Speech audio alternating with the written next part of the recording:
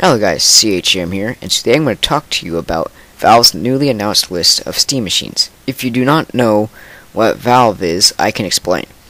They are mainly a PC gaming company that made many great games such as Left 4 Dead, Half-Life 2, and Portal. They also have a game store on PC that lets you buy PC games. This service is called Steam. This is pretty much PC's equivalent to Xbox Live or PlayStation Network, but free. And Valve is collaborating with PC manufacturers to make a PC console hybrid to attract more console gamers to PC. Steam machines run on an operating system called SteamOS. SteamOS makes these PCs into consoles by making everything accessible by the use of controllers and, of course, mouse and keyboard also. So now I'm going to list a couple Steam machines that I think console gamers that are looking to get in PC gaming should buy if they're on a budget. There are like 12 Steam machines that have been announced, and there's probably more coming in the future, so hopefully these ones I list will help you figure out which one to get, because it might be a little bit overwhelming looking at this list, and it might be hard for people that aren't PC gamers to figure out which one to buy, so hopefully my list will help you out there. Right, so starting off, I'm going to talk about the Cyber Steam machine, which starts with an S, and it's spelled S-Y-B-E-R in the Steam machine. The description of the Steam machine says, "Welcome to a new generation of games and entertainment. Break away from the traditional confines of your desktop and enjoy PC gaming anywhere, from your living room to any place in your home. The Cyber Steam machine is small but powerful and ready to go." Right, so start with the cheapest option that they have is the Cyber Steam Machine A. The price is $500 US. The CPU is an AMD Athlon XOR 840. The GPU is an AMD R9 270 2GB of video RAM, and the memory is 4GB of DDR3 and storage of 500 gigabytes. This would be great if you're on a budget, but I would recommend that actually go for the option that is $100 more, which is the Cyber Steam Machine I, which is priced at $600, and it has an Intel Core i3. The GPU is an NVIDIA GeForce GTX 750 Ti, 2GB, and has 8GB of memory and 1TB storage. By getting the Cyber Steam Machine I, you will get better performance and more memory and more storage for your games. But if you want to have a budget, the Cyber Steam Machine A should be plenty for your gaming needs. And just for someone that wants to go all out with their Steam machine, this one costs $1,000 and is the Zotac Steam machine, the SN970. It has an Intel 6th Gen processor. I'm guessing that it's going to be either an i5 or i7.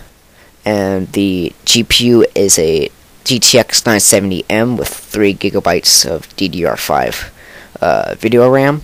And this is a laptop memory chip, but it's a really high-end one, so you'll be able to play games really well at ultra settings at 1080p. And with your memory, it's 8GB, and for your storage, it has 1TB hard drive with a 64GB solid-state drives. If you don't know what a solid-state drive is, it's pretty much like a hard drive, but it's super fast. So I'm guessing that they're going to put the operating system on the SSD and have it so you can play games on the hard drive. So if you're looking to have a really good gaming experience with a Steam machine, you can go all out with this one here. And here's one that might trick you into buying it. It's the Gigabyte Brix Pro. I don't really call this a gaming PC. I don't know why they're making it a Steam box, since it's not really it doesn't really have a good graphics processor in it. It's priced at $600 as an Intel Core i7, which would be really good for if you're doing video editing, but you can't really do much video editing on Steam OS since it's made for like a console experience. And then the graphics card in it is built-in graphics Intel Iris Pro Graphics 5200. You could play some games on this thing. You could probably play a bunch of free-to-play games, but you probably won't be playing games like Advanced Warfare on this thing. Probably won't be able to play that. So people who don't know much about gaming PCs or graphics or specs for computers, they wouldn't know this and they will buy it because it's the price point of this thing. Oh, it's more expensive than the console, so it's probably better than a console. But in this case, the graphics card isn't that good, and I would think you rather should go for the Cyber Steam Machine instead of this one. Now let's talk about going really, really, really all out on your Steam machines. It is the Falcon Northwest Tiki Steam Machines. So Falcon Northwest was the company that really made gaming on PC popular. As the description says, Tiki is the world's most powerful micro tower from the company that created the gaming PC. Coming soon is Steam Machine configuration. Right, and the price of this thing is $2,000 through $5,000. So a CPU can be up to an i7 4790K, and a GPU could be from a GTX 960 all the way up to a Titan or Titan Z. Memory is up to 16 gigabytes, only DDR3, which is a bit weird. And storage up to 8 gigabytes of storage, and it has completely customizable configurations, a liquid-cooled processor, overclocking available, and is only 4 inches wide. This is really expensive. Should you get a gaming PC that is a Steam OS system for more than $2,000? I would probably say no. I think you should just build your own gaming PC. You'll get more customization that way if you're going for a gaming PC that's more than $2,000. Here's the cheapest option when it comes to a Steam machine. It is the iBuyPower SBX Steam machine.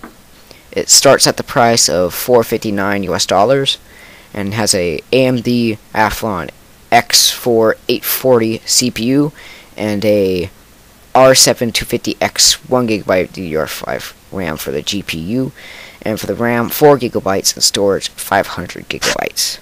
So if we're really on a budget, this should be able to play most AAA games at 1080p, but don't expect all of them to be at ultra settings. It'll probably be low to medium settings, but on like free-to-play games you should be able to max everything out on this. So if you're looking for a cheap way to get into PC gaming and you're used to consoles, iBuyPower SBX Steam Machine will be great for it. And my thoughts on these Steam machines, I have to agree with Rich from Review Tech USA. He said that Steam is going at this the wrong way, and I agree. Steam should have just made one Steam machine, so it'll make it simpler for people to choose which one to buy. Make one at an affordable price around like $650 or is it $600, or maybe offer like 2 or 3 systems, but don't make it from all kinds of different ones. Just make it clear on exactly how much it's going to run instead of just putting hardware specifications, because console gamers probably aren't going to know that and aren't going to know what settings they can put the game on and what resolution they can do it on. So it would be much simpler if Steam would have done that, but no, there's 12 options when it comes to buying Steam machines, so it's a bit complicated.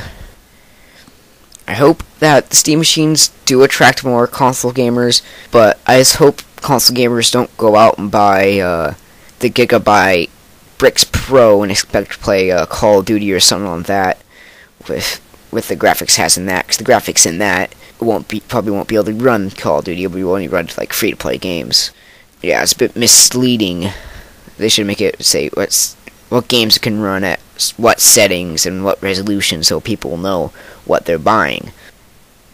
So once again, if you guys were gonna get a Steam machine, I would either, and you're just like a console gamer and you want to get into PC gaming, I would recommend either the iBuyPower SBX Steam machine, the Cyber Steam Machine A or I, or the Zotac Steam Machine SN970.